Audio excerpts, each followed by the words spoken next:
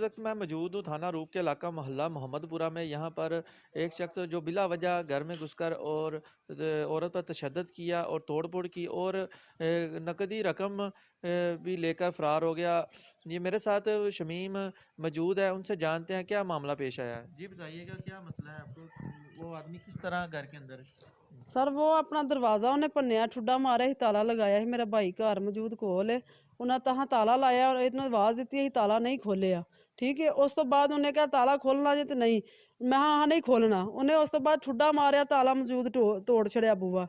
ठीक है, उस तो बाद अंदर आके उन्हें कहा मैं तेरे नाल ज़्यादती करनी है, गलत काम करना है, असला मेरे कोल, मैं तेनू फैर मार देना जे तू ना कीता। मैं कहा मैं नहीं करना, ना मैनू जरूरत है करन दी। ठीक है, मेरे भरा दे हत्थी पै गया। उन्हें कहा परा हो दफा होइया। उन्हें कहा तू कौन है? ਉਹਦੇ ਵੀ ਦੋ ਚਪੇੜਾਂ ਮਾਰੀਆਂ ਨੇ, ਪੰਪ ਸਾਡਾ ਤੋੜ ਕੇ। ਫਿਰ ਉਸ ਤੋਂ ਬਾਅਦ ਮੇਰੀ ਕਮੀਜ਼ ਫਟੀ, ਖਰੁੰਡੇ ਮਾਰੇ ਜਿਸਮ ਤੇ।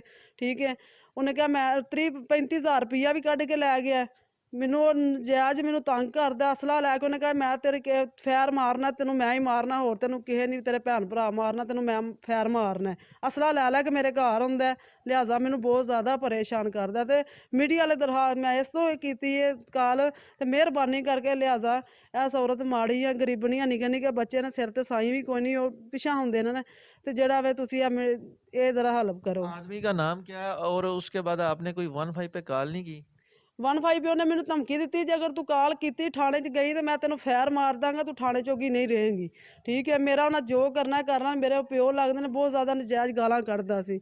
ਠੀਕ ਹੈ, आदमी का मैं नाम क्या है? जवेद नाम मेरे आदमी का। उसका ठीक, बंदे का नाम ਉਹ क्या है? ਬੰਦੇ ਦਾ ਨਾਮ ਵਾਰਸ ਅਲੀ ਹੈ।